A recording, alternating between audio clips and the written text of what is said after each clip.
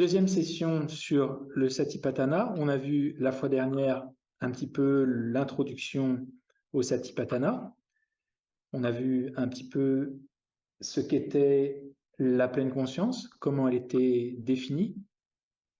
Et ça, je pense qu'elle est définie de manière assez universellement de cette manière dans le bouddhisme en général. Ne pas oublier. C'est une fonction de la conscience qui aide à ne pas oublier. Alors, ne pas oublier quoi? Il y a plein de choses à pas oublier. La mission du Satipatthana, c'est de ne pas oublier ce qu'on doit faire et éviter en lien avec les 4 nobles vérités. Je rappelle les 4 nobles vérités, c'est la vérité de ce qui coince, les causes à ce qui coince, la cessation de ce qui coince et le chemin qui conduit à la cessation de ce qui coince. C'est ce qui coince, c'est souvent traduit par la souffrance, mais je pense qu'il y a une validité à parler de ce qui coince. Parce que souffrance, pour nous, c'est nécessairement une sensation désagréable, c'est quelque chose de difficile. Or, il y a des trucs qui coincent, qui ne sont pas nécessairement déplaisants. Et on va voir particulièrement aujourd'hui, parce qu'on va parler de la surestimation de l'attachement excessif qu'on a pour notre propre corps, parfois. Donc les 4 établissements de la pleine conscience, leur mission, c'est de nous mettre sur les rails, de comprendre et d'intégrer les 4 nobles vérités. Mais avant ça, on avait vu que il y a une différence entre le moment où on va accomplir le Satipatthana et le moment où on va commencer à le pratiquer. Le moment où on va commencer à pratiquer l'application de la pleine conscience sur le corps, les ressentis, la conscience et les phénomènes, et le moment où on va l'intégrer totalement dans notre expérience.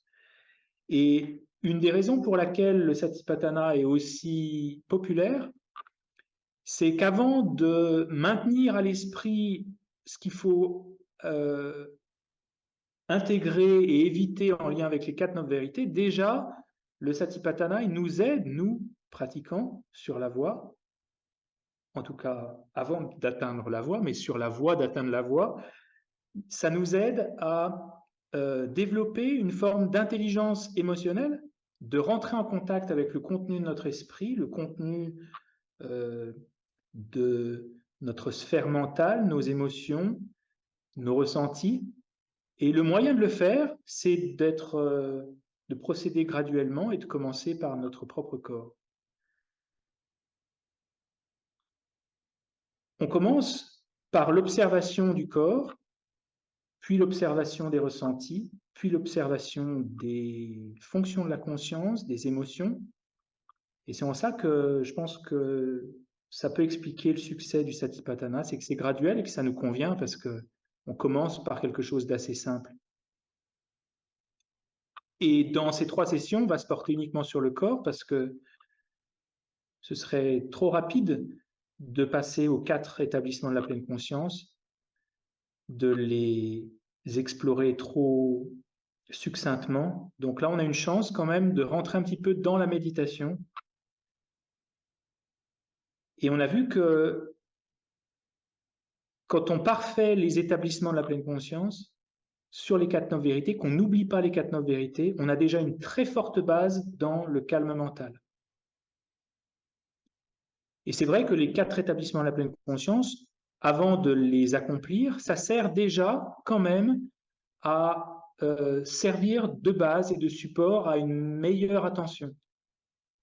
Et le moyen d'avoir une meilleure attention, c'est aussi de commencer par le corps. Donc on a fait cette méditation la fois dernière, de rentrer en contact avec les positions du corps, ce qui est un petit peu un préliminaire dans la tradition pali, où on commence par la pleine conscience du souffle, puis la pleine conscience des positions du corps, et puis après on essaie de comprendre ce qu'il y a de signifiant à propos du corps. Et c'est ce qu'on va commencer à faire aujourd'hui. Mais avant ça, on va revenir un petit peu à la pleine conscience elle-même, simplement portée sur les positions du corps, ce qui est une forme d'introduction à la méditation et c'est quelque chose qu'on peut décliner dans notre journée. Parce que on peut se dire que si celui qui a développé les 4 établissements de la pleine conscience sur les 4 nobles vérités et qu'il les maintient au fil de sa journée, sur ce qu'il faut faire dans la vie et éviter, on peut se dire que c'est quand même pas évident. C'est très difficile en réalité de pouvoir maintenir son attention au fil de la journée sur ce qui convient de faire dans la vie et sur les causes profondes au bonheur et à la souffrance. Ça, c'est vraiment un accomplissement assez avancé. Mais avant ça, nous, ce que les 4 établissements de la pleine conscience peuvent nous inciter à faire, peut-être, c'est d'apporter un peu plus de conscience dans notre quotidien à travers l'observation de nos émotions, mais ça c'est déjà un petit peu technique. Un peu moins technique, c'est d'observer nos ressentis, quelle qualité d'expérience on fait, est-ce qu'on souffre, est-ce qu'on est heureux, et de voir comment on réagit en fonction des divers moments de ressenti. Et puis, ce qui est déjà aussi un petit peu technique, mais le plus simple, c'est de commencer par être conscient de son propre corps, parce que si on est difficilement conscient du corps, comment on peut vraiment être conscient du contenu de nos pensées, du contenu de nos émotions?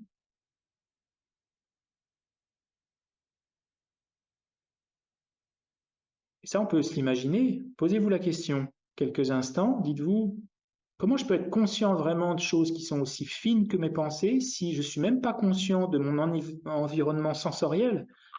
Je ne suis pas conscient des sons, je ne vois pas les choses, je suis un peu pris dans un film, je suis dans mes pensées, je suis absorbé dans quelque chose, je suis ailleurs. Est-ce qu'on peut vraiment être conscient totalement en temps réel de ses pensées avec cette forme de recul si on n'est pas même conscient de son corps?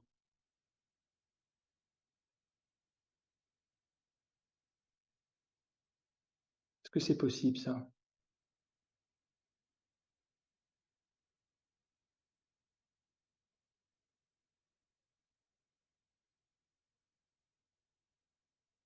Alors essayons de nous remémorer le moment où on est particulièrement distrait physiquement.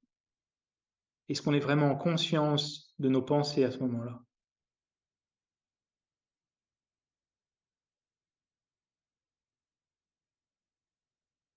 Quand on conduit, quand on fait la vaisselle, quand on fait le ménage.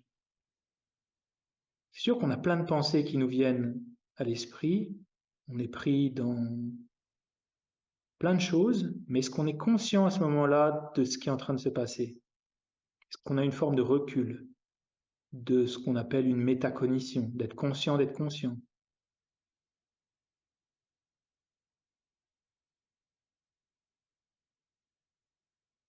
Individuellement, chez vous, vous pouvez essayer de faire la différence entre essayer pour quelques instants d'être conscient de votre environnement autour de vous, d'être conscient d'être là, par opposition au moment où on n'est plus du tout là. On est là, on est en train de penser quelque chose, on est physiquement présent, mais notre attention est ailleurs.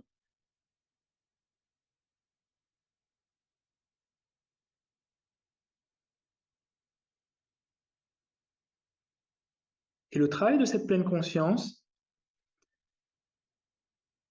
c'est ce qui doit nous faire pratiquer, pas seulement quand on est sur le coussin, mais qui doit nous inciter à ne pas oublier en dehors du coussin. Puisque la pleine conscience, c'est de ne pas oublier, et bien on essaie de faire en dehors de la méditation ce qu'on a fait dans la méditation. On commence parce que c'est plus simple, assis sur un coussin, et puis après on essaie d'importer les qualités de notre attention en dehors. Et pour ça, il faut en avoir envie. Ça ne se fait pas tout seul. Il faut avoir cette aspiration de se dire, voilà ce que je cultive là maintenant sur mon coussin, cette attention au corps, Pourquoi c'est important de l'avoir dans la vie de tous les jours?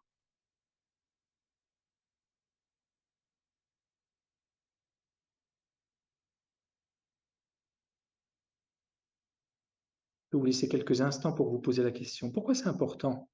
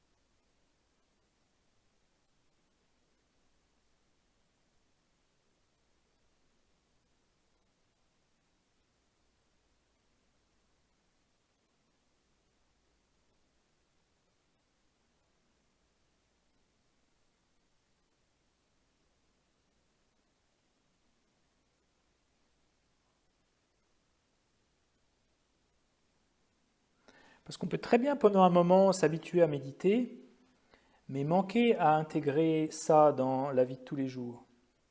Parce qu'il manque cette aspiration de se dire, voilà, c'est ce que je fais là, le but, c'est quand même pas que ça reste sur le coussin, c'est que ça s'infiltre dans mon quotidien.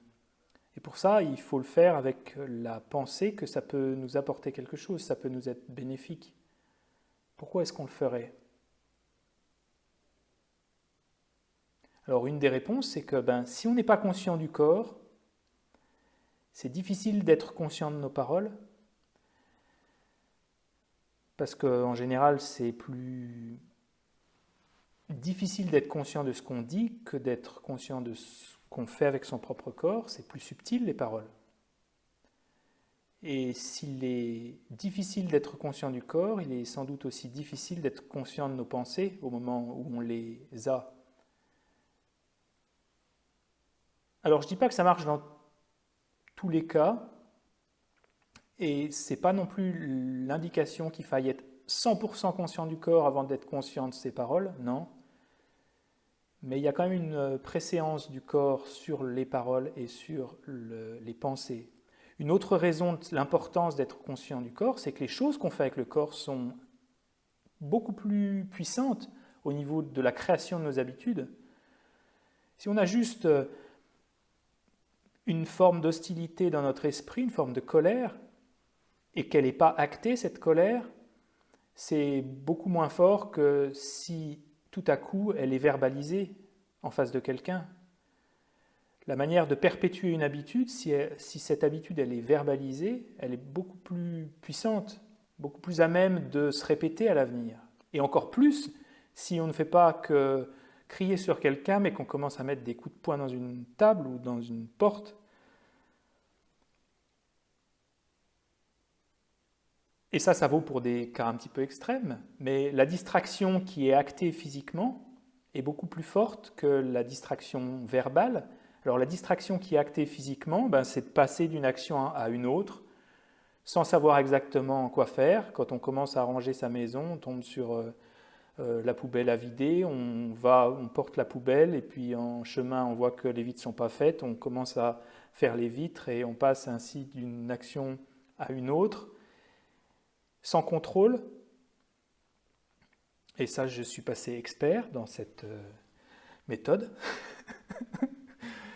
euh, ouais, ça m'est arrivé une fois de sortir dans les rues de Paris avec ma poubelle dans la main. Voilà. J'ai fait quelques pas sur le trottoir avant de me rendre compte qu'il fallait que je revienne dans mon bâtiment pour la... Bon, ça arrive. Et donc ces distractions qui sont actées physiquement sont beaucoup plus à même de perpétuer des distractions qui vont nous empêcher de méditer en fait. Donc dans la voie, on commence à se porter principalement sur les choses qui sont de l'ordre du corps et du physique parce que c'est les plus à même de perpétuer des habitudes. Donc si on veut méditer, qu'on n'y arrive pas, j'indique souvent, est-ce qu'on est très distrait physiquement? Une autre forme de distraction, c'est la distraction verbale. Cette distraction verbale, c'est quelle emprise on a sur nos paroles. Est-ce qu'on parle et que ça sort comme ça et qu'on n'a aucun contrôle, ce qui peut être une forme de distraction verbale. Et ces distractions physiques et verbales, ben, évidemment qu'elles sont beaucoup plus fortes que les simples distractions où quand on est assis sur le coussin, on est en silence et on a juste des pensées qui viennent. Si on ne vient pas toucher ces distractions verbales et physiques, alors la méditation va être encore plus difficile. Alors ça, c'est du côté un petit peu négatif de la distraction, mais après, la pleine conscience au corps, ben, ça apporte beaucoup de bien-être, d'être conscient de nos activités au moment où on les fait. Ça nécessite sans doute parfois de ralentir pour y arriver, mais ralentir, ça apporte pas mal de paix aussi. Et puis, ça permet de surveiller nos paroles et nos pensées beaucoup plus facilement quand on est en silence, calmement, le corps est calme. On est beaucoup plus à même de piloter notre esprit, nos paroles. Un des bienfaits de la pleine conscience au corps, je pense que ça aide vraiment pour le sommeil. Ça peut être un facteur vraiment important, parce que souvent on est réveillé parce que c'est le corps qui bouge, qui est sans arrêt, parce qu'on habitue le corps à sans arrêt déterminer ce qu'on doit faire. L'attention au corps, ça a des bienfaits parce que quand on est vraiment dans l'attention au corps, on a moins de perturbations mentales, parce qu'on n'est plus en pilote automatique, en tout cas pas de la même manière. On est beaucoup plus en contrôle.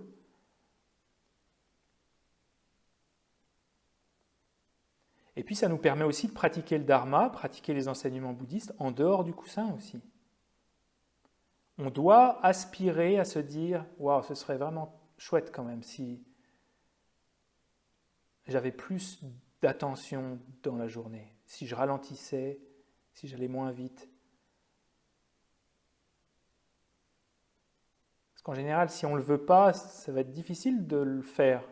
L'aspiration et le souhait précèdent souvent l'action, et ça a été très bien décrit dans la psychologie bouddhiste. Si on veut faire quelque chose, et si on veut le faire avec la joie, il faut déjà qu'on aspire à le faire. Et la manière d'aspirer à ça, c'est de voir que ça a des bienfaits. Donc si on veut essayer d'intégrer un peu plus de pleine conscience du corps, ben on peut commencer par se dire, mais en quoi c'est important? Est-ce qu'on le croit vraiment? Parce qu'il ne faut pas l'accepter simplement parce que ça a été dit. Est-ce qu'on l'intègre vraiment, ça? Et cette aspiration peut aussi être produite par comment je serais si j'étais du matin au soir complètement calme, pas sans arrêt en train de courir.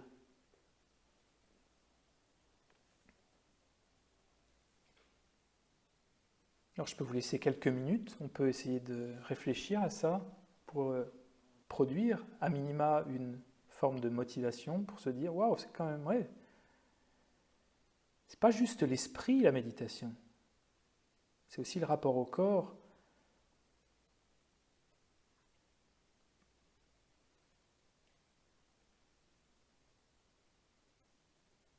Alors c'est l'aller-retour entre le diagnostic de comment ça se passe pour moi et les problèmes que ça peut occasionner, d'être distrait physiquement.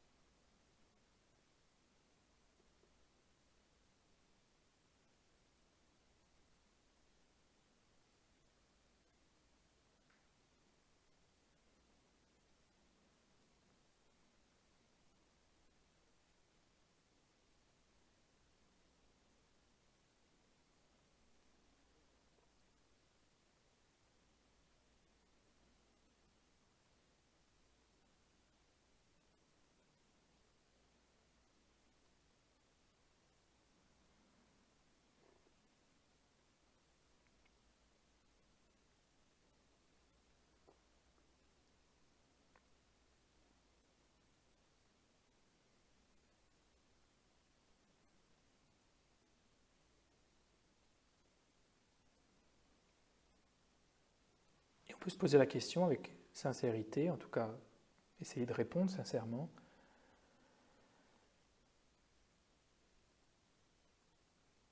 À quel point est-ce que je suis conscient des mouvements que je fais dans la journée, des positions de mon corps?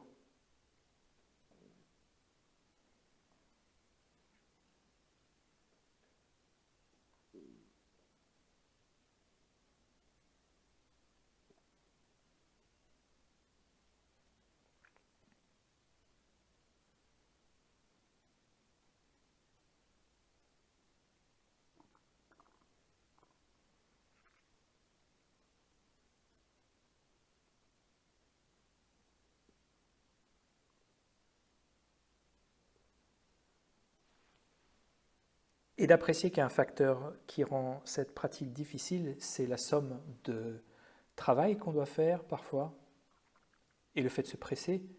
À quel point le fait de se presser rend beaucoup plus difficile la pleine conscience au corps.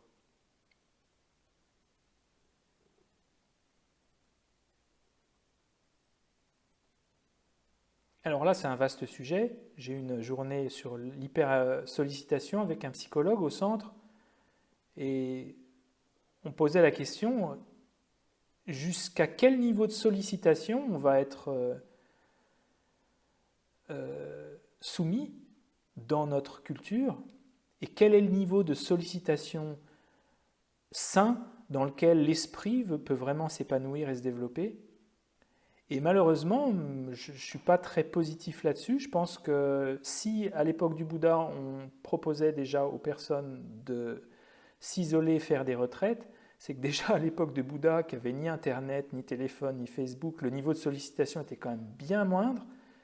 Et déjà à cette époque, on avait la nécessité de s'isoler. Alors aujourd'hui, est-ce qu'on n'a pas atteint un niveau d'extrême sollicitation qui fait que c'est difficile de pratiquer cette attention au corps parce qu'on a juste des journées pleines de choses et que parfois, pour avoir cette attention au corps, c'est peut-être savoir faire des choix de vie aussi.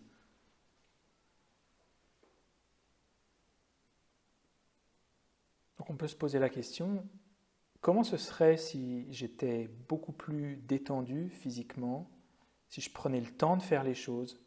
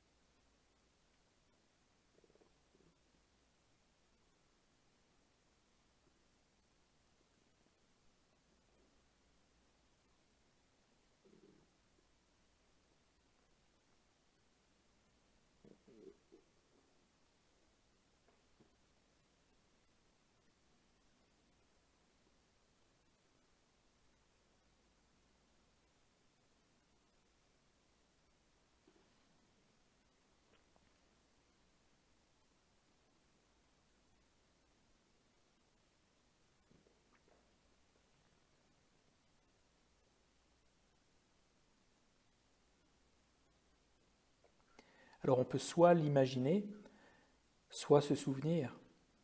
Est-ce qu'il y a des moments dans notre existence où on a connu des périodes où on était beaucoup plus calme et en conscience physiquement de nos mouvements? Parce qu'en se souvenant bien et en reconnaissant la qualité de notre attention, peut-être notre bien-être à l'époque, on peut faire surgir à nouveau cette aspiration de se dire waouh, ce serait bien que ça revienne. C'est quand même pas c'est pas vain, c'est pas une petite chose, c'est pas un petit sujet ça.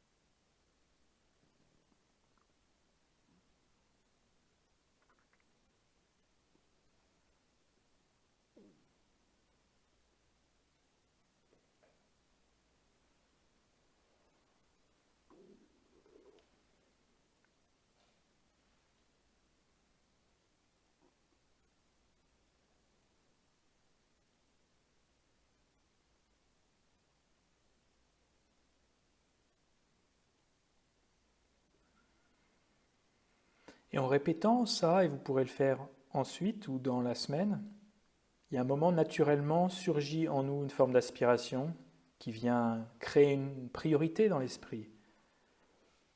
Quand on reconnaît les bienfaits de quelque chose et qu'on le fait de manière répétée, alors il y a un système de priorité qui se crée dans l'esprit. Naturellement, on se dit « Ok, c'est ça qu'il faut que je fasse ». Pourquoi ? Parce que c'est une pratique assez simple, parce que c'est important, parce que les actions du corps sont lourdes de conséquences, que parce que être conscient de l'esprit, c'est beaucoup plus difficile quand on est inconscient du corps, et qui semble par conséquent qu'il faille commencer par là en fait.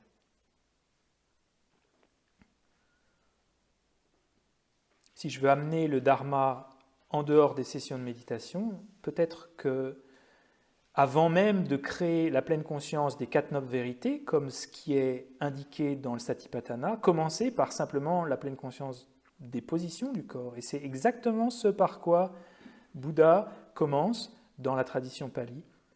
Après avoir parlé du souffle, il parle des positions du corps.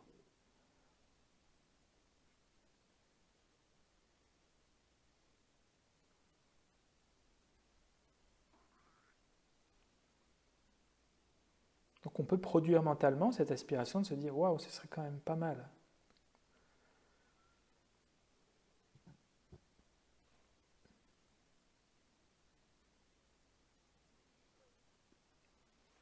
Et même si vous avez une micro-étincelle dans l'esprit, même si vous n'êtes pas encore en train de vous dire « Waouh, absolument il faut que je le fasse ». Non, si vous n'en êtes pas là, mais au moins dites-vous peut-être que là j'ai la chance d'avoir une semaine peut-être pour me pencher là-dessus, quotidiennement. Et vous pourrez revenir peut-être à cette réflexion de vous poser la question « Pourquoi c'est important ?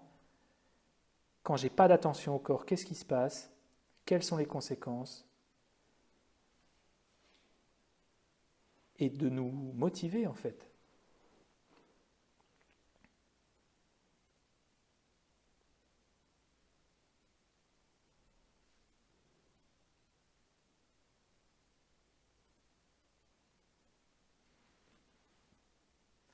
Alors dans le Satipatthana Sutta, Bouddha dit quand je suis assis, je sais que je suis assis, quand je me lève, je sais que je me lève. Ça peut paraître un petit peu simpliste, hein, mais on fait toutes ces choses, on s'assoit, on se lève, mais au moment où on se lève, on ne sait pas qu'on se lève.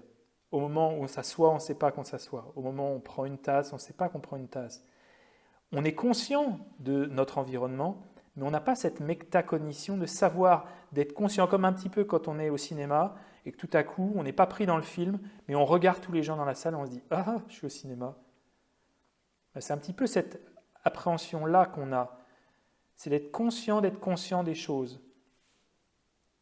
Conscient du corps au moment où on est en train de faire des diverses activités.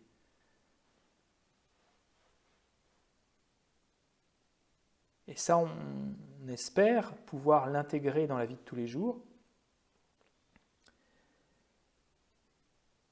Mais avant ça, on peut déjà le faire sur le coussin. Et c'est ce qu'on va faire maintenant pour une dizaine de minutes. De venir générer un petit peu plus de cette pleine conscience, de ne pas oublier les positions du corps, et de le faire conjointement avec ce qu'on a vu la semaine dernière, la vigilance. Et la vigilance, c'est être conscient des choses en périphérie. Mais avec le corps, ça peut être un exercice intéressant de se dire, ok, donc là, je vais être conscient des positions du corps, partie par partie, je vais commencer graduellement, position de mes jambes, ok, je suis conscient, c'est bon, j'ai une image mentale, où je peux le regarder si ça m'aide, position des mains, position de la tête. Et la vigilance, elle vient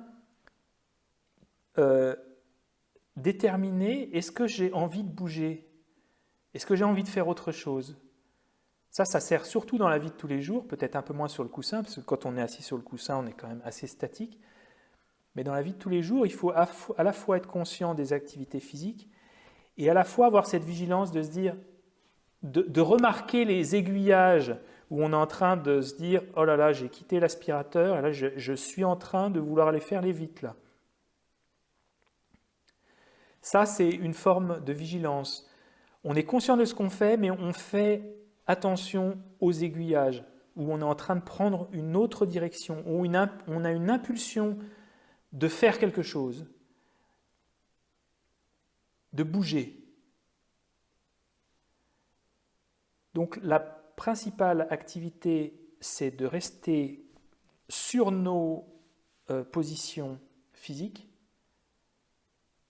Et en périphérie, de temps en temps, c'est de se dire quelles sont les impulsions que j'ai à bouger ou à faire autre chose, à faire quelque chose qui n'est pas vraiment la méditation, ou arrêter de méditer, ou à bouger, ou à prendre mon téléphone. Je suis en train de méditer, j'ai vu la lumière de téléphone, là il y a peut-être un message qui est arrivé, sentir l'impulsion. Et simplement regarder l'impulsion comme une distraction et la laisser pouf, faire comme une bulle, s'évanouir. Et ça, c'est ce qui calme assez fortement le corps, parce que le corps, si on répond à toutes ces impulsions, c'est le corps qui va finir par commander et qui va nous réveiller la nuit, parce qu'on ne maîtrise pas ces impulsions à agir, à faire. Donc la pleine conscience, elle vient observer les positions du corps, et la vigilance, elle vient observer, avant même d'observer nos distractions. On peut le faire, bien entendu, comme on a fait la fois dernière, mais observer la volonté de bouger. Ok ? C'est ce qu'on va faire dans cette méditation. Je vous invite à prendre une position confortable.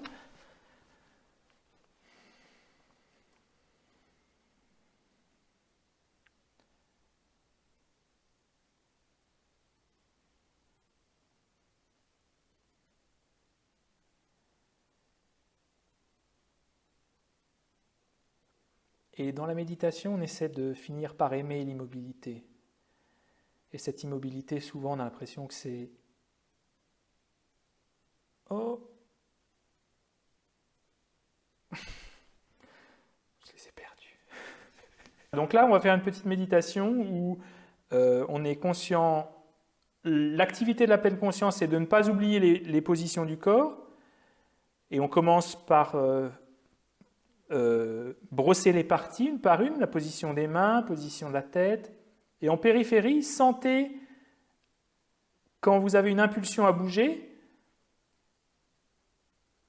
Et comme pour les distractions, vous pouvez vous en souvenir même, parce que parfois on a un mouvement puis on ne sait même pas qu'on l'a eu, parce qu'à ce moment-là on est distrait. Quand on est distrait, on ne le sait pas tout le temps en fait. Donc le moyen d'amener un peu de conscience dans ce processus, c'est de s'en souvenir, de se dire « Oh, François, là, tu viens de faire un mouvement, tes yeux, là, ils sont complètement partis à droite, par exemple. » Donc l'activité principale de la conduite, c'est les positions du corps, et en périphérie, dans le rétro, on va se souvenir des positions, des impulsions physiques à bouger.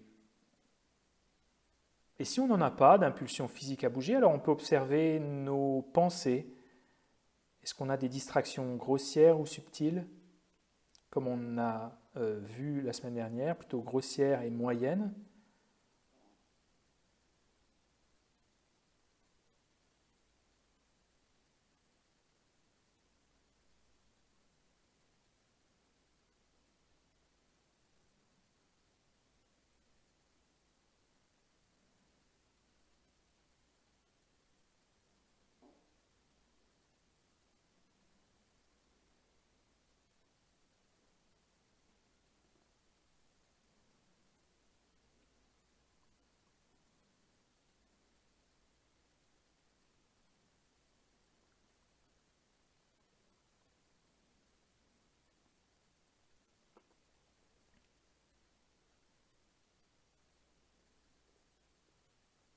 Et encore une fois, comme la semaine dernière, on peut faire des stops et se dire « Waouh, ok, ça a peut-être un petit peu marché. » Si ça n'a pas marché, on peut essayer de se redire qu'est-ce qu'il faut faire. Voilà, activité principale. On observe les parties du corps une par une. Et en périphérie, de temps en temps, on peut essayer de se souvenir, est-ce que j'ai eu une impulsion à bouger, ou est-ce que j'ai bougé même ? Et si ce n'est pas le cas, ben, se dire, voilà, est-ce que j'ai eu des distractions qui m'ont fait complètement perdre l'attention au corps? Et si c'est le cas, je m'en souviens en faisant une petite capture d'écran du petit récit qui vient de traverser mon esprit. Je ne repars pas dans tous les détails, mais au moins j'essaie d'avoir un sens de continuité de cette distraction que je viens d'avoir. Et ça ne nécessite pas que je perde de vue l'attention au corps. Il y a encore une fraction de mon attention qui est focalisée sur le corps. Essayez, faites un test.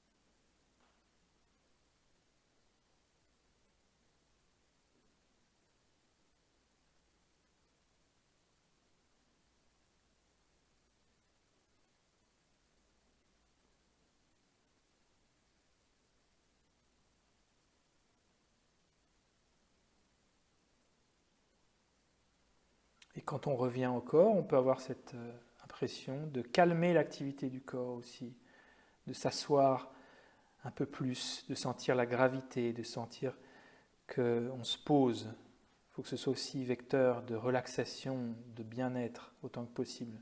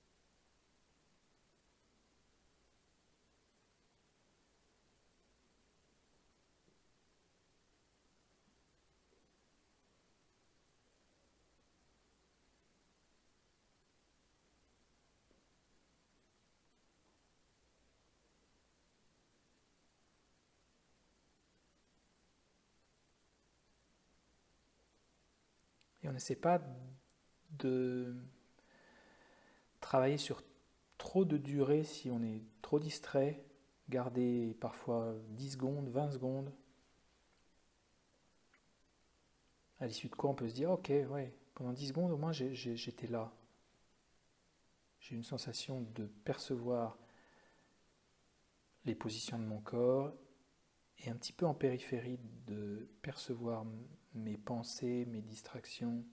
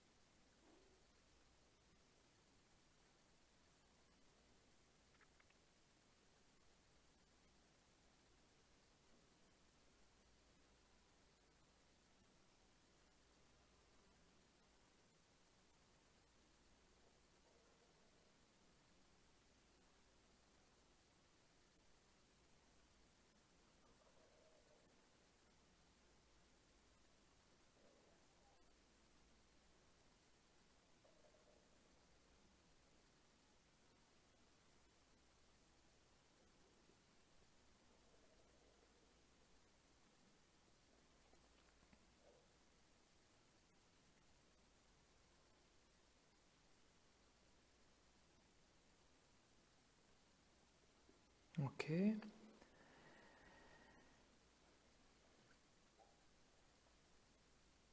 Alors vous pourrez essayer de votre côté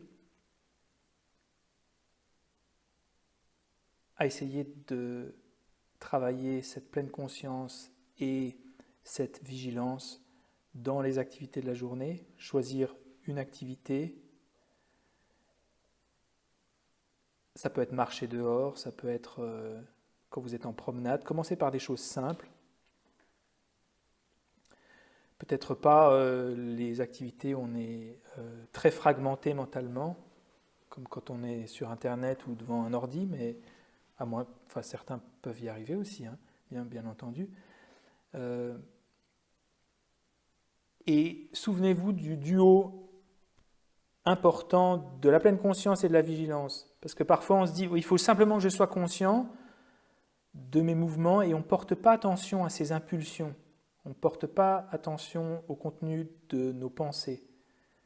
Or, la pleine conscience, sans vigilance, ne va pas aller très loin. Elle ne va pas vraiment pouvoir s'asseoir et se développer si on n'a pas conscience en périphérie des obstacles qui empêchent même le développement de la pleine conscience.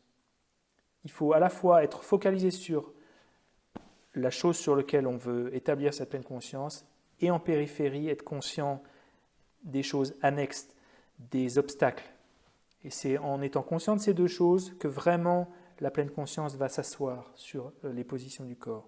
Donc, ça c'est l'introduction à l'attention, au calme, à la sérénité, pour ensuite faire que cette pleine conscience, elle va se transformer en sagesse, elle va devenir le terreau pour faire que la sagesse puisse émerger dans notre esprit.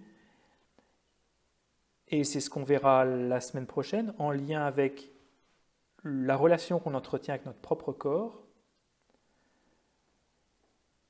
et à quel point on s'identifie avec les parties de notre corps. Alors la question qu'on peut poser, c'est où est-ce que je suis, moi, par rapport aux parties de mon corps? Est-ce que je suis mon visage? Est-ce que je suis ma tête, mes oreilles? On verra ça la semaine prochaine.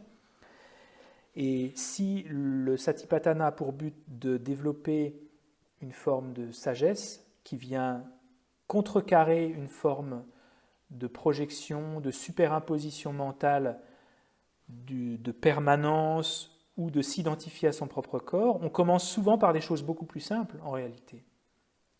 Et si le Satipatthana vient contrecarrer l'ignorance, parce que c'est vraiment sa mission, si on développe les 4 notes vérité, on contrecarre l'ignorance. Avant de contrecarrer l'ignorance, il y a un truc un peu plus simple à contrecarrer, c'est ce qu'on appelle l'attachement. On pourrait le traduire par une surestimation. Il est surcoté, surévaluation, une exagération, un désir exagéré, une soif exagérée. Tout ça, ça pourrait être synonyme, parce que l'attachement, ça peut porter à confusion un petit peu. Et donc, comment on fait ça en lien avec le corps? C'est de reconnaître les problèmes qui sont liés à l'attachement, les problèmes d'une préoccupation exagérée au corps, et de la même manière qu'on se motive à la pleine conscience, on doit se motiver à venir contrecarrer cette surévaluation qu'on fait de notre propre corps. Il faut se motiver, il faut savoir que ça a une valeur, parce que c'est vraiment pas ce qu'on a envie de faire. D'ailleurs, cette méditation, elle est pas souvent très populaire. Et avant de la présenter, cette méditation, je vais quand même apporter une petite nuance. Vous vous souvenez l'image que j'ai prise du petit garçon dans l'école Montessori qui, sa première étape, c'était de prendre une petite boule en feutre rouge et la mettre dans un bol, et la mettre dans un autre. Ce petit garçon, au bout d'un moment, il pourrait se dire « Waouh, je vais faire que ça maintenant, parce que je trouve ça vraiment bien, je vais faire que ça. » Sauf que le professeur lui dit « Non, tu vas faire autre chose avec la boule maintenant. Tu vas l'acheter dans un petit panier. » Et le petit garçon va dire « Non, mais la boule, c'est pas ça, on ne fait pas ça avec la boule. La boule, il faut juste la prendre dans un petit truc et la mettre dans un autre bol. » Et l'enseignant va lui apprendre qu'en lien avec la boule, on peut faire 2 choses. différentes. On n'est pas obligé de faire la même chose avec cette boule-là, on peut faire autre chose. Et l'image qui est présentée ici, c'est pour nous faire comprendre qu'avec le corps, on peut avoir différents types d'observations du corps. C'est pas parce qu'on, dans certaines méditations, on voit les choses qui sont pas très agréables et glamour dans le corps, que ça veut dire qu'on encourage à avoir un dégoût du corps. Absolument pas, parce que le dégoût est une forme de perturbation mentale, souvent, et on n'essaie pas de remplacer l'attachement par une autre perturbation mentale, ce serait complètement inefficace. Le but, c'est de se défaire des perturbations mentales. Donc, il y a certaines méditations où on doit reconnaître les qualités du corps, et notamment du corps humain, de se dire, voilà, avec ce corps humain et cet appareil mental, je peux comprendre des choses importantes dans la vie, je peux développer une intelligence émotionnelle, je peux progresser sur la voie. C'est assez extraordinaire ce que notre corps nous permet de faire en tant qu'être humain. Et il y a des méditations, on doit reconnaître cette qualité. Parce qu'à ce moment-là, ce qu'on cherche à faire, c'est éveiller le sentiment de la préciosité de notre existence. Mais il y a des moments où ce qu'on essaie de travailler, c'est plutôt de calmer l'attachement excessif qu'on a pour notre propre corps. Et à ce moment-là, on vient équilibrer dans notre esprit l'appréhension du corps, qui souvent consiste à avoir du corps une appréhension très très positive, puisque c'est ce qui est à la base un petit peu du désir sexuel souvent, de cette surévaluation du corps. Eh bien, dans cette méditation, on va faire l'inverse, on va aller un petit peu dans l'extrême inverse pour au final équilibrer. Mais le but, c'est pas de rester dans cet extrême en ce sens qu'on va produire du corps une forme de dégoût. Le but, c'est d'être équilibré dans la voie. Donc la méditation qui suit l'attention au corps, l'attention aux parties du corps, c'est l'attention des parties de notre corps, de savoir reconnaître ce qui constitue le corps. Et c'est déjà vecteur d'énormément de libération, de possibilité de calme aussi. De se dire, voilà, mon corps, c'est pas juste cette enveloppe, c'est un organisme très complexe, fait de choses que je ne vois même pas la plupart du temps. Et il y a un sutra dans la tradition pali, un des premiers de la collection numérale, qui dit « il n'y a rien qui occupe plus l'esprit d'un homme que la vue d'une femme pour un homme. Il n'y a rien qui occupe plus l'esprit d'une femme que la vue d'un homme pour une femme. » Bon, ça c'est dans le cadre d'orientation sexuelle hétérosexuelle, mais on pourrait dire que parfois il n'y a rien qui occupe plus l'esprit d'un homme que la vue d'un homme pour un homme, ou qui occupe l'esprit d'une femme que la vue d'une femme pour une femme. Et c'est étonnant ce sutra parce qu'il montre là toute la place que prend le désir excessif dans notre esprit. Et le désir excessif, il procède d'une exagération des qualités, d'une soustraction des problèmes du corps et le besoin absolu, impérieux de le posséder. Et parfois on se dit, ouais, mais le désir c'est quand même vachement bien, c'est quand même super. Moi quand je suis excité, quand il y a quelque chose qui vient à mon esprit, c'est plaisant. Et là j'ai pris un texte que j'ai trouvé de Darya Deva qui pose la question en se disant, mais si le désir était vraiment plaisant, pourquoi on voudrait mettre fin au désir en possédant la chose qu'on désire? Ça, c'est une réflexion assez profonde de se dire, si vraiment c'était bien de désirer, pourquoi on voudrait mettre fin au désir en possédant la chose qu'on désire?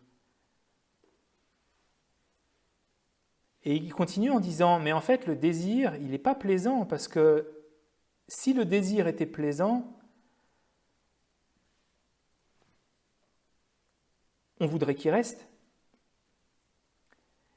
Et dans un des commentaires des 400 stances d'Aryadeva, je ne sais plus si c'est Kedrubje ou Gyaltsabje, des grands maîtres tibétains, il dit « Le désir est comme un poison qui a besoin d'un autre poison pour antidote. »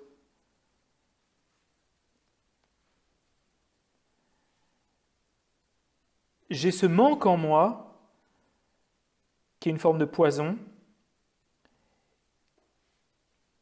et je vais avoir envie de cette chose qui va, par le mouvement de mon esprit, perpétuer une forme de désir, donc servir de poison encore. C'est un cercle sans fin. Parfois, le désir est comparé, le désir excessif, entendons bien désir excessif, c'est comparé à de boire de l'eau salée, par exemple, ou c'est comparé à une dette aussi. Plus on vient susciter l'attachement, plus on perpétue le manque en nous, et plus on vient taper à la banque de l'attachement pour avoir un peu de plaisir, mais qui va perpétuer un peu plus de manque à l'avenir, et etc., etc. Donc dans le sutra où il dit « il n'y a rien qui occupe plus l'esprit d'un homme que la vue d'une femme pour un homme », dans le Satipatthana, je pense que ce n'est pas vraiment expliqué comme ça, mais il y a pas mal de temps qu'on peut passer à se dire quels sont les problèmes de sans arrêt vouloir plus, de vouloir autre chose, de jamais pouvoir s'arrêter, de voir à quel point c'est insatiable.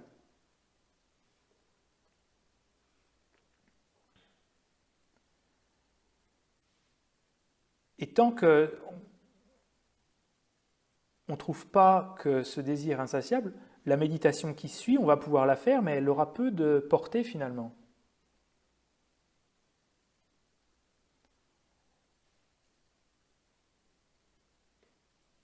Parce que quand on désire, c'est très difficile de se détendre quand on est plein d'attachement pour des choses, parce qu'on a envie de faire plein de choses. On ne peut pas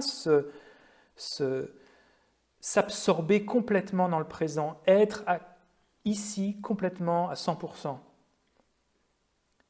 De voir l'espace que ça nous prend de sans arrêt chercher autre chose. De voir à quel point cette occupation de l'esprit, ça semble nous exciter et être bénéfique, mais au final c'est une forme de souffrance parce qu'on n'est pas content, on n'est pas dans le contentement. On est en train de vouloir plus et de voir à quel point c'est une mécanique qui se perpétue par elle-même. Que plus on désire, plus ce désir s'accroît et plus on manque de choses.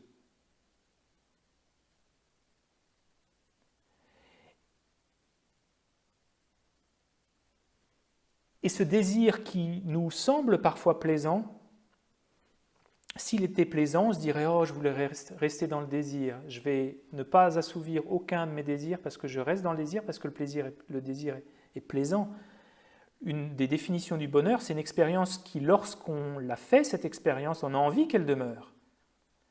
Et la définition de la souffrance, une des définitions de la souffrance, c'est cette expérience qu'on fait, qui, lorsqu'elle apparaît dans notre esprit, on veut s'en défaire. Et le désir est exactement comme ça, on veut se défaire, puisqu'on veut posséder la chose qui nous manque.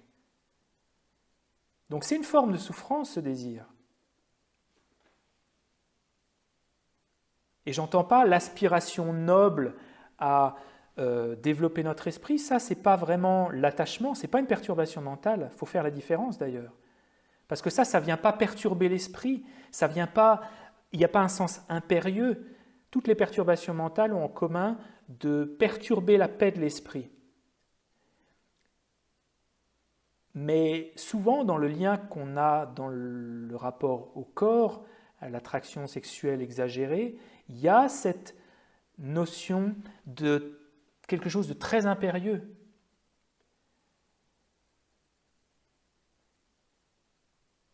Et pourquoi ça vient si tôt dans le Satipatthana? Parce que ça a des conséquences assez profondes dans notre vie. Parce que c'est ce qui occupe parfois le plus notre esprit. Et si c'est ce qui occupe le plus notre esprit, ça devrait être une priorité. Si en plus c'est quelque chose qui nous fait souffrir, parce que la perpétuation de cette chose-là dans notre esprit conduit à l'insatisfaction, à perpétuer le manque et à ne pas être satisfait. C'est pour ça que ça vient si tôt. Et ça ne vient pas seulement pour le désir de renommée ou le désir d'ambition ou le désir, mais là le désir et l'attachement exagéré qu'on a au corps. Donc ça c'est une petite introduction pour essayer de produire en nous l'aspiration de nous dire c'est important quand même. Et en plus c'est une forme d'exagération parce que le corps humain il n'est pas fait simplement de la peau. Quand on a de l'attachement pour les personnes, c'est souvent juste en lien avec l'extérieur, l'enveloppe, avec la peau, les yeux, les dents, les poils, les cheveux.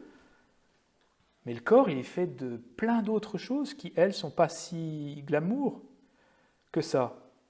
Moi, je me souviens, quand j'ai été opéré d'une appendicite, j'ai eu une infection. Et il y a un médecin militaire qui est venu à la maison, c'était un ami de mes parents, et qui m'a ouvert la plaie qui était suppurante. Et après, pendant plus d'1 mois, j'avais la plaie ouverte avec un pansement, mais chaque fois qu'on me changeait la plaie, je voyais à l'intérieur de mon corps, je voyais mes entrailles. Et on n'a jamais accès à ça. Mais ça rétablirait une forme d'équilibre dans ce que c'est qu'un corps, finalement. Et le bienfait de ça, c'est de se dire, ben voilà ce qu'est le corps humain. Parce que l'inverse, dans l'attachement, c'est qu'il y a une projection de quelque chose de magnifique qui n'est pas vraiment là. Et derrière, au fond, il y a une projection de permanence, d'idéal. Sauf que cet idéal, ben, il tombe malade. Sauf que cet idéal, il a des boutons sur le nez aussi. Sauf que cet idéal, il finit par se casser une jambe, par vieillir, avoir des rides. Le but de cette méditation, c'est pas d'être bourdon. Le but de cette méditation, c'est de briser quelque chose en nous qui perpétue une forme de projection qui, elle-même, cette projection, produit de la souffrance parce que, voilà, on est déçu après. Et puis ça occupe tellement notre esprit. L'attachement excessif qu'on a pour notre propre corps, ça vient court-circuiter les priorités des choses importantes dans la vie. Ça, c'est un point important, ça.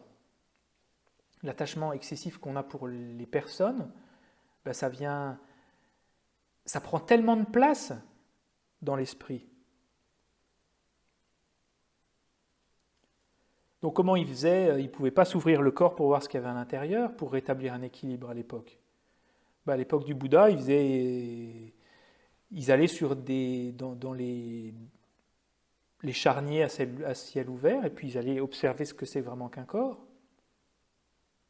N'oubliez pas, nous on est un petit peu dans l'extrême souvent inverse du positif. On va aller un petit peu dans l'extrême inverse pour au final avoir une vue équilibrée du positif et du négatif à l'intérieur du corps. Et la méditation qui est encouragée, c'est d'observer toutes les parties du corps. Alors il y a plusieurs étapes, il y a 3 types de méditation qu'on peut faire. Méditer, ok, je médite à quoi ressemble le cœur, à quoi ressemblent les intestins, je sais que j'ai du sang, je sais que j'ai de la bave, du liquide lacrymal. Faire toutes les parties du corps pour voir vraiment, ok, ça c'est mon corps. Il y a une autre méditation, on voit le corps comme le corps va se transformer après la mort. C'est un autre type de méditation qu'on ne va pas faire. Et on peut se dire, oh là là là là, mais qu'est-ce que c'est que ça? Mais sauf que quand on le fait, on se dit, voilà, mais voilà la situation du corps. Et en ouvrant notre regard sur la situation du corps, on vient défaire cette peur qui est produite par l'idée que le corps soit permanent. Quand on rentre en contact avec l'impermanence du corps, ça dissipe la peur. Si j'ai cette montre et que je suis sûr qu'elle ne va jamais se briser, le jour où elle tombe en panne, ça ne va pas être agréable. Mais si je sais dès le départ que cette montre, c'est un truc super complexe, plein de mécanique, d'électronique, de toute façon ça va tomber en panne. Et avec l'obsolescence programmée, en plus, c'est un truc qui est prévu pour tomber en panne. Donc quand il tombe en panne, si j'ai ça à l'esprit sans arrêt, que je ne me dis pas oui, mais c'est une montre, alors c'est quand même une montre vraiment super. Hein. Parce qu'il y a eu des pubs et que tout le monde l'a maintenant, c'est le truc à la mode. Si je crée et je substitue à l'impermanence une idée de permanence, quand elle va tomber en panne, je vais être très déçu. Mais si j'ai pas fait ça et que je sais qu'elle va tomber en panne, quand elle tombe en panne, elle tombe en panne. J'ai pas cette souffrance de la surprise. Et c'est la même chose avec le corps. Quand on entre en contact avec le corps, on est beaucoup plus résilient des maladies, des transformations à l'intérieur du corps. Ça, c'est un des bienfaits de cette méditation. Donc c'est cette méditation que vous allez pouvoir faire cette semaine. Et on commence piano piano. On ne commence pas par la dissolution, le corps qui enfle quand on meurt, enfin bref, on va étape par étape, mais on rentre déjà avec en contact avec les positions, pas les positions du corps, les éléments qui constituent le corps. Et c'est ce qu'on va faire maintenant. Donc là, notre pleine conscience est focalisée sur... On peut commencer par le squelette, par exemple. Ce qui est un bon effort de visualisation en plus. Ça entraîne l'esprit à visualiser. Pour le calme mental, c'est vachement bien ça.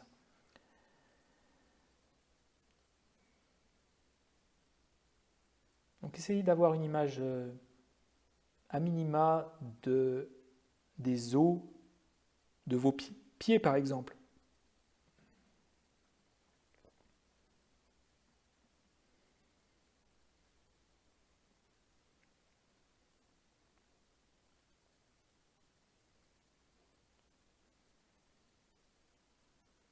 De vos tibias.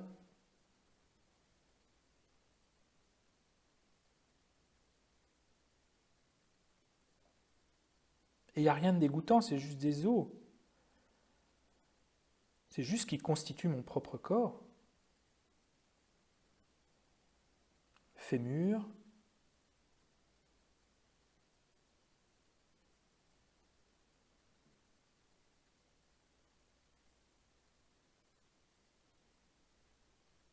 La hanche. Alors faites au mieux, hein, vous n'êtes pas nécessairement versé en anatomie, mais ayez une image à minima vraiment de ce que ça peut être les hanches et les vertèbres.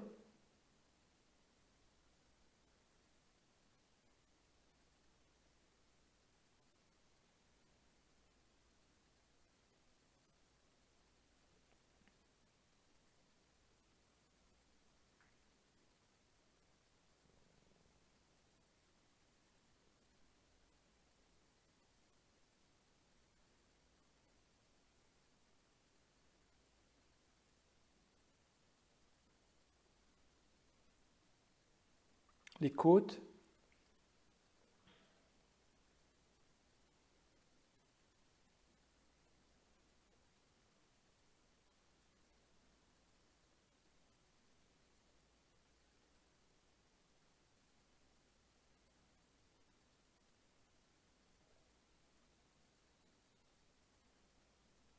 Les omoplates.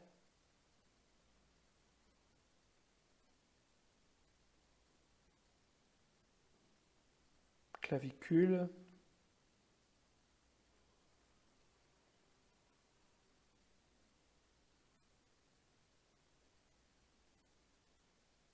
Les os des mains. Il y en a plein.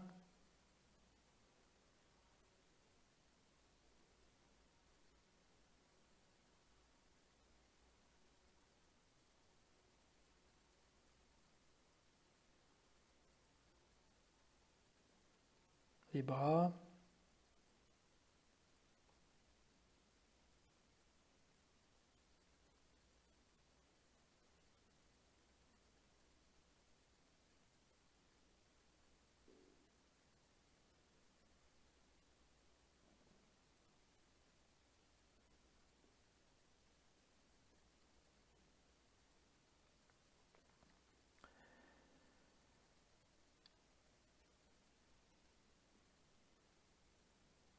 La mâchoire.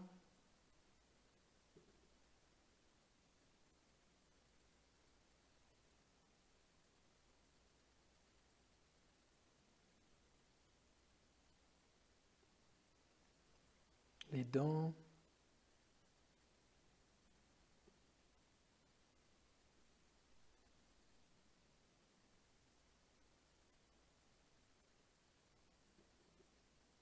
Le crâne.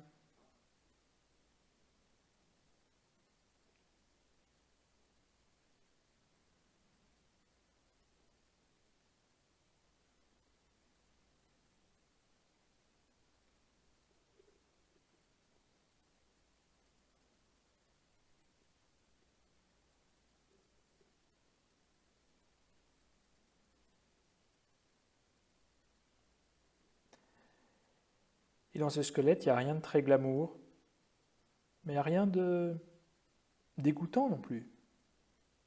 Heureusement qu'on a des os.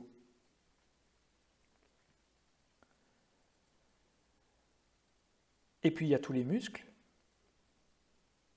Muscles des jambes.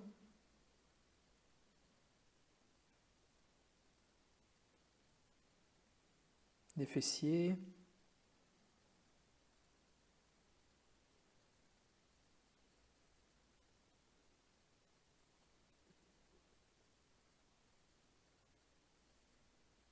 Les abdominaux. Les muscles dorsaux.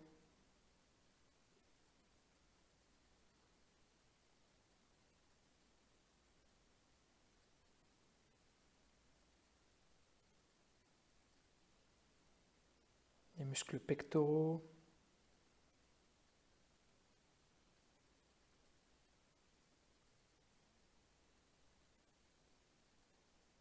Alors on voit souvent des images un petit peu artistiques des muscles, mais en fait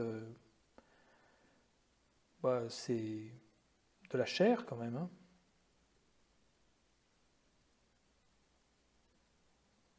Muscles biceps, triceps dans les bras.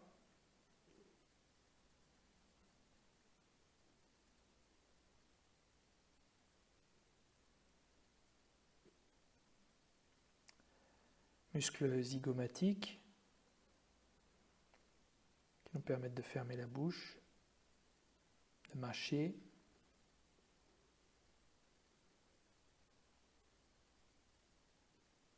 C'est ce qui compose mon corps. Mon corps n'est pas qu'une chose, il est fait de plein de choses. Et d'ailleurs, c'est en rentrant en contact avec toutes ces parties que je vais réaliser sa fragilité, son impermanence. Il y a tous les tendons également. Tendon d'Achille. Tendon qui connecte les muscles des mollets au fémur.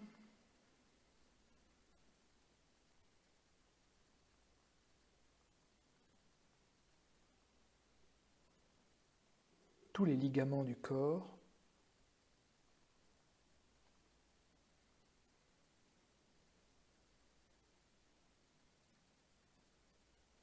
Tendons des mains qu'on voit parfois sur le dessus des mains.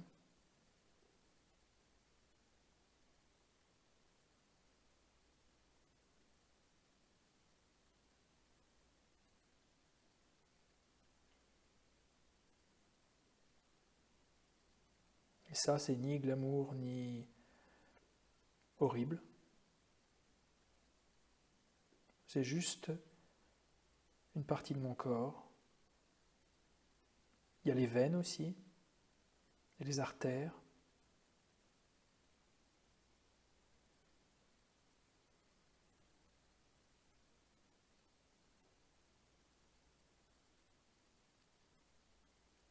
comme les nervures d'une feuille qui vient irriguer toutes les parties de mon corps,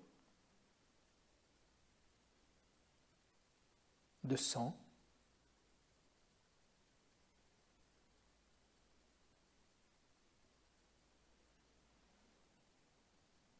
On peut voir les artères qui partent du cœur.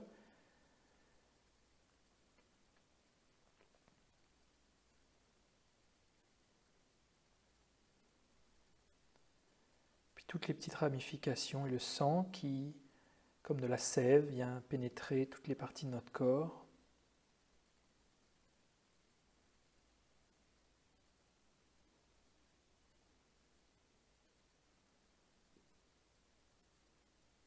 Et ce sang, il est ni très sexy, ni horrible.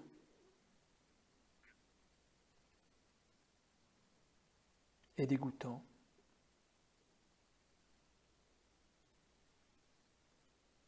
Il y a le système nerveux.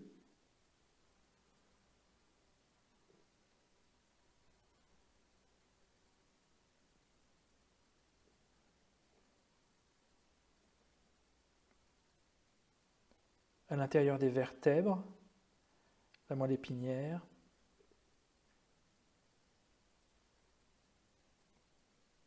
Il y a le cerveau également.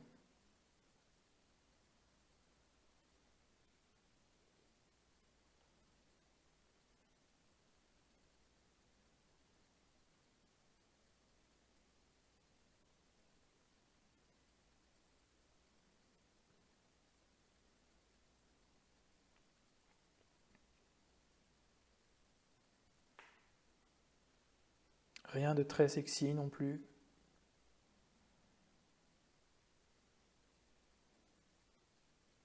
Mais plutôt utile. Et puis il y a tous les viscères, le cœur,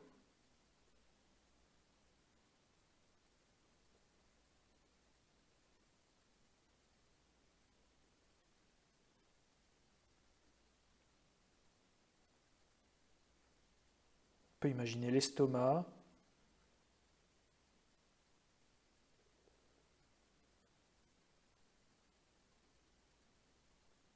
et c'est sûr, on pourrait faire également une méditation de gratitude envers toutes ces choses. Heureusement que le cœur est là, heureusement que notre estomac fonctionne. On peut infuser un petit peu de gratitude, mais particulièrement, c'est de reconnaître, voilà, le corps s'est fait de plein de choses qui ne sont pas très sexy quand même. Les intestins,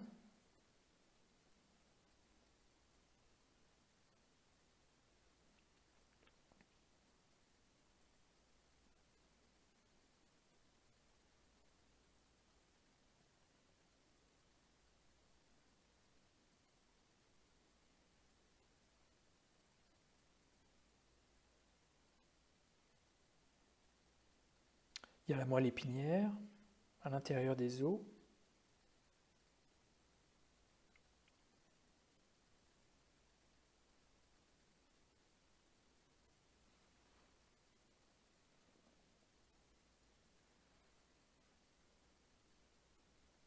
Voilà ce qu'est un corps humain. Sans exagération, sans atténuation, simplement équilibré, simplement ce qui le constitue. Et il y a bien sûr plein d'autres choses, il y a la transpiration, il y a la peau, les cheveux, les poils.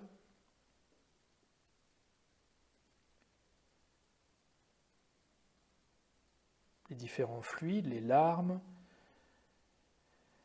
la synovie, les fluides gastriques, la lymphe, les sécrétions vaginales, le sperme, le cérumen.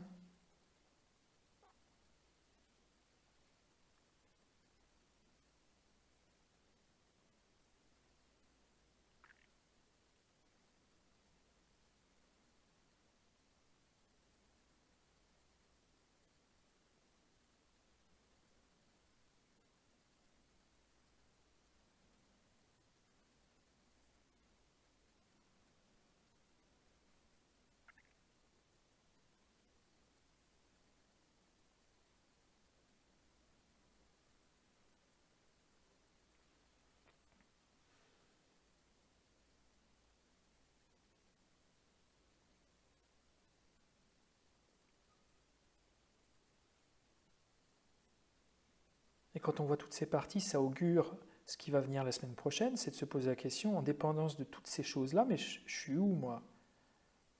Où est-ce que je suis?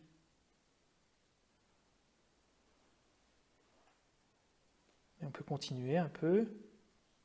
Je vous laisse quelques minutes. Et c'est pas juste de l'observation, c'est sûr qu'on peut faire partie du corps après partie du corps, mais on peut se poser aussi la question, mais qu'est-ce qu'il y a de vraiment attractif ou repoussant même dans ce corps?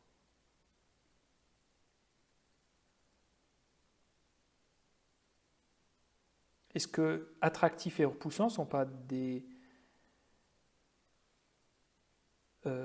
désignations qu'on fait pas en lien avec ce que sont les choses, mais en lien avec notre esprit à nous?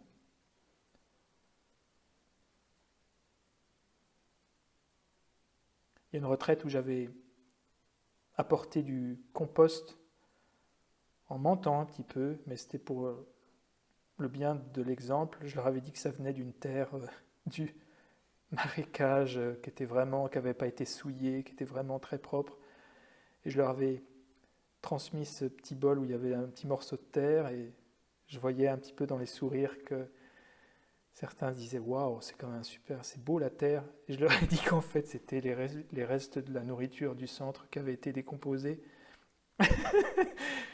Et en fait, il y a plein de manières de voir de même chose, en fait. Pareil pour le corps.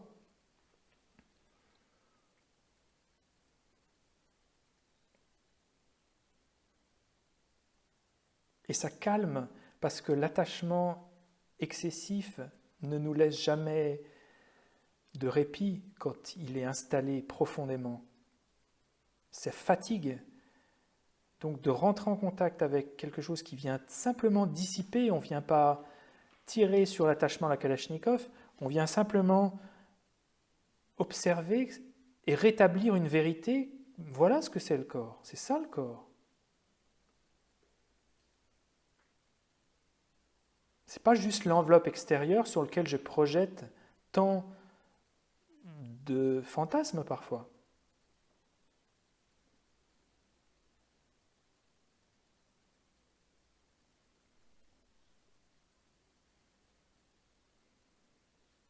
Donc, vous voyez, on peut faire à la fois de l'observation, partie du corps après partie du corps, et se poser des questions aussi, se dire, qu'est-ce qui est vraiment attractif? Est-ce que c'est pas attractif parce que je viens exagérer les qualités et oublier le reste du corps? Et on peut faire ça pour nous, les 4 établissements de la pleine conscience, on peut le faire pour nous, mais on peut le faire pour quelqu'un d'autre aussi. Pour des personnes pour lesquelles on a vraiment beaucoup d'attachement, par exemple.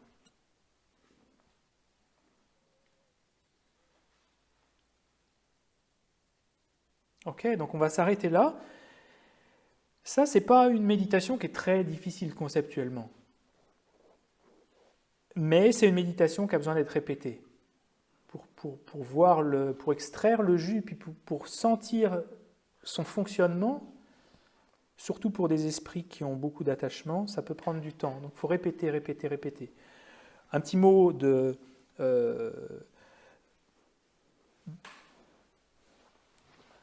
pour équilibrer quand même. C'est pas une méditation que je conseillerais à tout le monde, notamment les personnes qui ont un lien très particulier et problématique avec leur propre corps. Je pense que ça doit être pris prudemment comme méditation. Et encore une fois, parce que des personnes qui ont une aversion pour leur propre corps et le corps en général, on ne va pas rajouter une couche. On va essayer plutôt d'aller travailler sur l'inverse. Et pour des personnes comme ça, de travailler sur qu'est-ce que c'est que ce miracle que le corps humain qui fait qu'on est en vie, alors que dans la tradition tibétaine, le Sadharma Samatipasthana, le sutra où on parle de la pleine conscience du corps, il y a des pages entières sur toutes les énergies du corps et qu'est-ce qui arrive quand il y en a une qui tombe en panne. Et on a toutes les pathologies possibles. Et puis il y a toutes les... Alors c'est dépendant de la biologie de l'époque, hein. C'est tous les vers, VERS, qui habitent notre propre corps. Et qu'est-ce qu'ils font? où ils se situent, qu'est-ce qu'ils font, c'est quoi leur job. C'est un peu l'ancêtre du microbiote ou des bactéries ou des petits, des petits organismes qui habitent le corps. Mais ça, c'est aussi, ça fait partie de la méditation dans la tradition tibétaine de se dire, mais voilà, mais mon corps, il est aussi peuplé de toute une faune, de bactéries à l'intérieur de mon estomac, de mes intestins, sur ma langue, mes ongles, ma peau, c'est bourré de bactéries, en plus de petits êtres, surtout quand on fait un voyage en Inde et qu'on revient avec des, des amibes ou des petites bestioles, mais on est habité de plein de choses aussi. Et ça fait partie de la méditation dans la tradition tibétaine. On rajoute aux parties du corps toutes les petites bêtes. Et quand on voit que toutes les petites bêtes, plus toutes les symbioses à l'intérieur du corps qui opèrent, on se rend compte à quel point le corps est fragile quand même. Quel point un moindre petit gravillon dans l'engrenage peut faire beaucoup de dégâts dans le corps.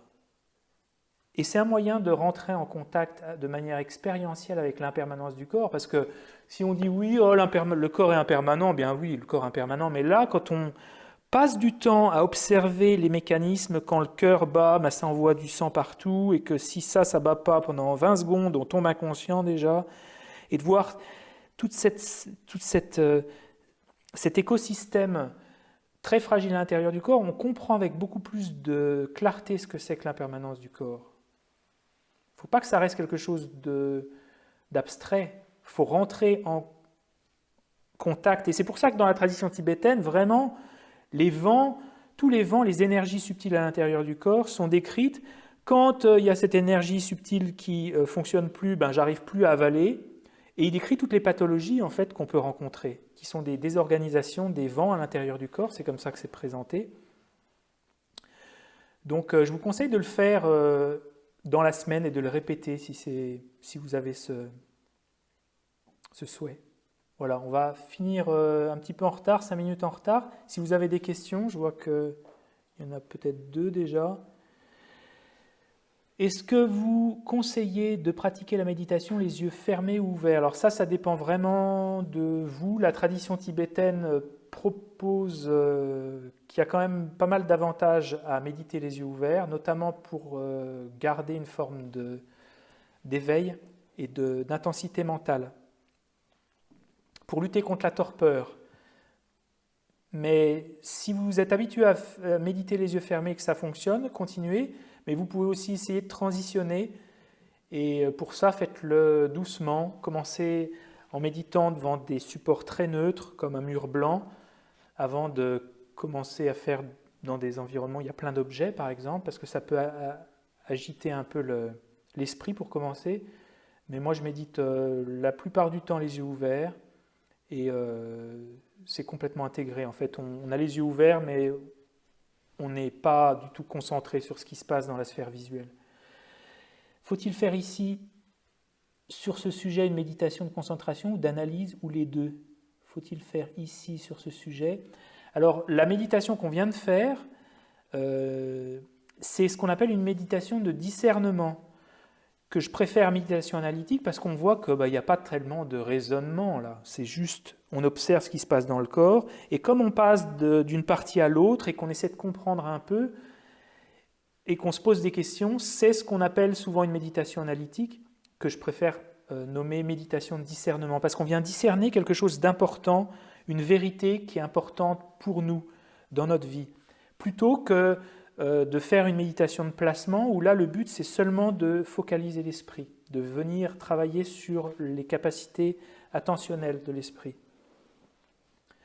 Donc commencer par un petit peu de calme mental sur les positions du corps, et puis une fois qu'on a éveillé l'appareil mental qui nous permet de maintenir notre attention sur quelque chose, alors de venir regarder d'une partie à l'autre et de faire cette méditation de discernement. On peut commencer à rentrer en contact avec l'impermanence du corps et de venir contrecarrer la surestimation qu'on a du corps humain et de rétablir une forme de priorité, de se dire mais c'est pas si important dans la vie en fait.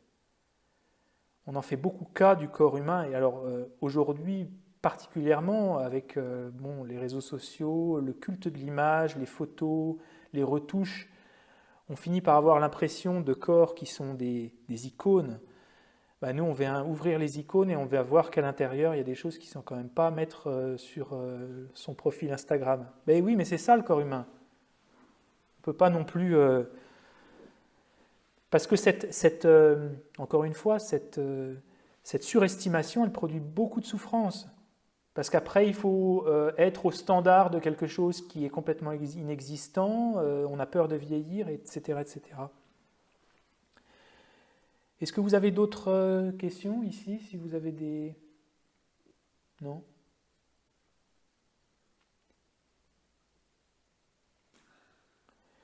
Alors, vous pouvez faire quelques méditations comme ça cette semaine. La semaine prochaine, on va continuer cette méditation de discernement en maintenant une attention au corps, avec le questionnement de se dire, mais où est-ce que je suis? Est-ce que je suis celui qui possède mon corps ou est-ce que je suis mon propre corps? Parce que c'est deux choses différentes. Soit je possède ma voiture, soit je suis la voiture, mais je ne peux pas être les deux. Est-ce que je suis mon corps? Parce que ça a des implications qui sont quand même vachement importantes dans notre vie, de savoir est-ce que je suis mon corps ou est-ce que je suis ailleurs? Et ça, c'est vraiment ce qui est la suite logique dans le Satipatthana. Donc si vous voulez, cette semaine, une partie de discernement sur la méditation des parties du corps pour lutter et pour, pas lutter, c'est pas lutter, pour dépasser, pour transformer, pour comprendre l'attachement. Et puis l'autre partie sur essayer d'être conscient, de ralentir, même si ralentir, c'est pas vraiment, je le trouve nulle part vraiment dans les textes, mais ça aide quand même. De ralentir pour pouvoir observer nos actions et par là nos paroles et nos émotions. Ok? François? Oui, Cyril. Oui, bonsoir. J'ai une petite question, si c'est possible encore. Oui. Oui, en fait, du coup, je me demandais, parce que tu disais que pour les personnes qui ont beaucoup d'attachement pour le corps, c'est bien de faire la méditation sur les parties du corps, ça peut réduire l'attachement, mais que pour les personnes qui sont dans le cas contraire, c'est pas forcément ce qui est mieux. Alors, ma question, c'est comment savoir dans quel cas on se trouve? Et pour savoir, en fait, si telle ou telle méditation serait plus appropriée. Comment savoir dans quel cas on se trouve? Ça demande d'observer son esprit, d'être à même de déterminer si on a plus de l'attachement ou de l'aversion pour son propre corps. C'est en développant les autres établissements de la pleine conscience qu'on finit par se dire, voilà, tout le temps que je passe et l'énergie mentale que je voue au corps, par exemple. Mais c'est aussi en faisant cette méditation et en voyant si ça nous aide ou pas. Ça, c'est un bon moyen. Est-ce que ça nous fait du bien ou pas? Est-ce que ça rétablit quelque chose? Est-ce que ça nous calme? Ou est-ce que ça a tendance à nous tendre? Si ça finit par produire du dégoût pour notre corps, c'est qu'on va trop loin. C'est qu'on n'a peut-être pas besoin de ça, ou on le fait maladroitement, ou on le fait mal, ou on le fait trop. Mais c'est vraiment là pour venir contrer l'attachement seulement. D'accord. Mais en fait, du coup, j'avais compris que c'était aussi par rapport à l'attachement au corps des autres. Oui. Alors on peut ne pas avoir d'attachement pour son propre corps, mais en avoir beaucoup pour le corps des autres. Mais les 4 établissements de la pleine conscience se pratiquent pour soi et pour les autres. Donc on peut prendre le corps de quelqu'un d'autre aussi. C'est complètement possible, ça. D'accord. Ok. Non, Merci, François. Là, en fait, c'est vraiment par ton expérience que tu vas voir si ça te sert ou pas. D'accord. Merci, François. Eh bien, on va s'arrêter. Passez une bonne soirée. On se retrouve dans une semaine. Je vais mettre ça en ligne demain, sans doute. J'extrairai les différents passages pour que ça vous serve d'instruction à la méditation. On se retrouve la semaine prochaine pour le dernier volet. Passez une bonne soirée. Merci. À très bientôt.